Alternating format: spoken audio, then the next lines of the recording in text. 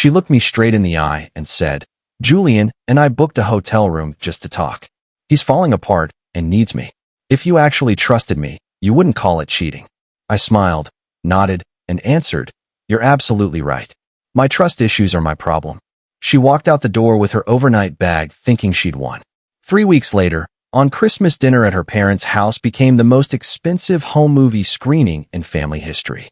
I need to get this off my chest because the fallout is still settling, and I'm only now starting to breathe again. My girlfriend of 3 years, Grace, stood in the foyer of the house I own outright, holding a small Louis Vuitton weekender. She told me her best friend, Julian, was having an emotional crisis and needed someone to listen. So far, normal for her.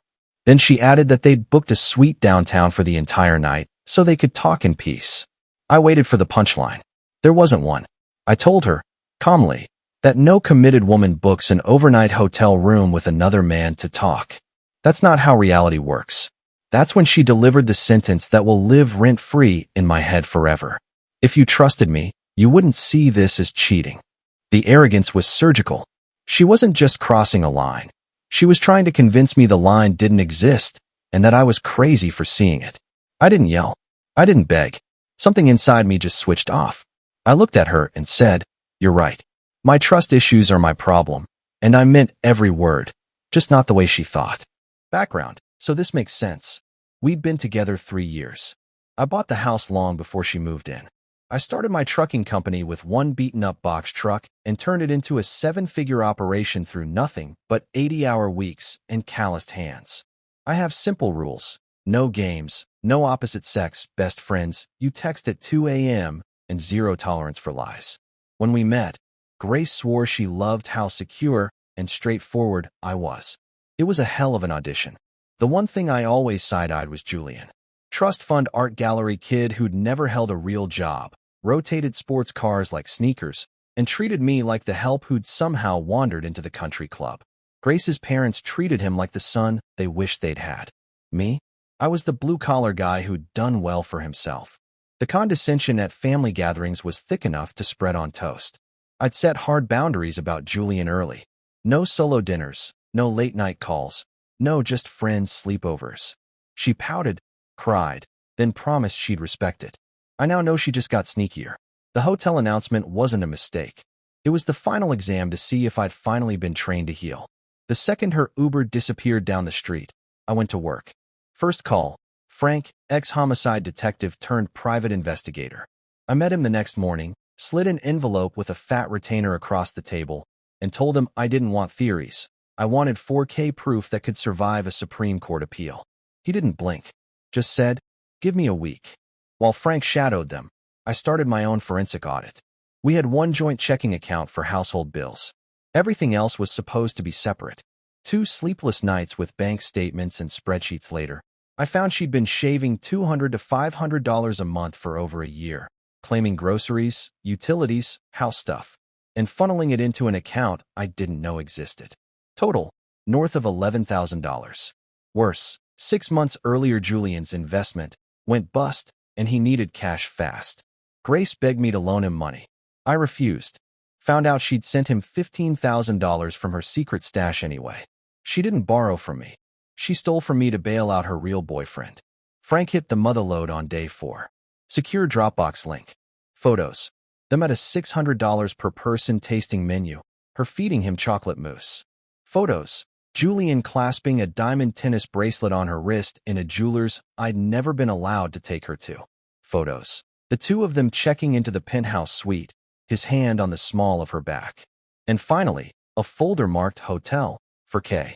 I opened exactly 10 seconds. That was enough. I spent the next 10 days playing the perfect reformed boyfriend. When she floated home glowing, talking about how she'd saved Julian, I told her she'd been right all along and I was working on my insecurities. She practically purred. Then her mother called, gave me a lecture about how proud she was I was finally maturing and learning to accept Grace's beautiful platonic soul bond with Julian. She informed me the whole family, including Julian, would be at Christmas dinner, and this would be the perfect moment for me to publicly apologize for my toxic jealousy. They wanted a public execution. I told her I couldn't wait. Behind the scenes I was surgical. Lawyer drew up eviction papers effective Christmas morning. Moved every dollar of my money to new accounts. Canceled every card she was authorized on. Had new locks, new security system, new everything scheduled for installation December 26th. Frank delivered the final drive the week of Christmas. 2 terabytes of receipts, still photos, and the full 4K hotel footage. I didn't watch past the timestamp I needed. Some things you can't unsee. Christmas Eve we drove to her parents' McMansion. Julian was already there in Kashmir, smirking by the fireplace like a Bond villain who'd already won. Grace clung to his arm all night. Her father gave a toast about family, forgiveness, and trusting Grace's judgment, then looked at me expectantly. Everyone raised their glasses. I raised mine higher. Actually, I said, I prepared a little video to show how grateful I am for this family's guidance. I'd set up a 4K projector earlier when I went to the car for extra wine. First slide. The $28,000 bracelet receipt, price circled in red. Second slide. Security cam still of Julian fastening it on her wrist while she kissed his cheek. Third. Restaurant security footage of them making out over dessert. And then the main feature. 30 crystal clear seconds from the hotel suite. Grace's mother screamed and dropped her crystal glass. Her father turned the color of raw steak. Julian looked like he was trying to fold himself into his sweater. Grace just stared at the wall, mouth open, mascara already running. I let it run exactly 30 seconds, long enough for irreversible trauma, then clicked it off. To Grace's impeccable judgment, I said, draining my glass. Then I slid the eviction notice across the table. You have 30 days to vacate my property. Merry Christmas.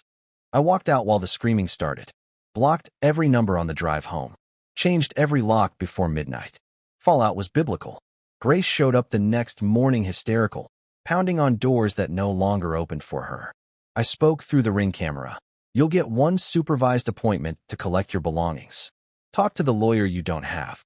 Her father's law firm fired off a blistering cease and desist the following Monday, threatening to bury me in litigation for illegal recording and revenge porn.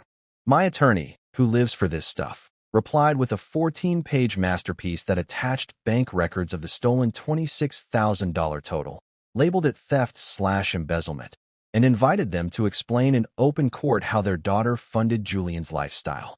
Added that we'd be seeking punitive damages and full discovery of Julian's finances. Radio silence ever since. 2 weeks later, a courier delivered a cashier's check for $26,000 exactly. No return address. Grace's cousin, the only decent one in the bloodline, slid into my DMs to say Julian's been cut off completely. Grace is living in her childhood bedroom under house arrest level parental rage, and the country club crowd won't let her parents within 50 feet of the bar. I sold the house last month, too many ghosts. Bought a loft downtown with floor-to-ceiling windows and zero memories of her. Business is booming. I'm back in the gym at 5 a.m., eating steaks I grill myself, and sleeping like a man who finally closed the worst chapter of his life. They wanted a show. I gave them the director's cut, in 4K, no cuts, no commercial breaks. And when the credits rolled, the only name left on screen was mine.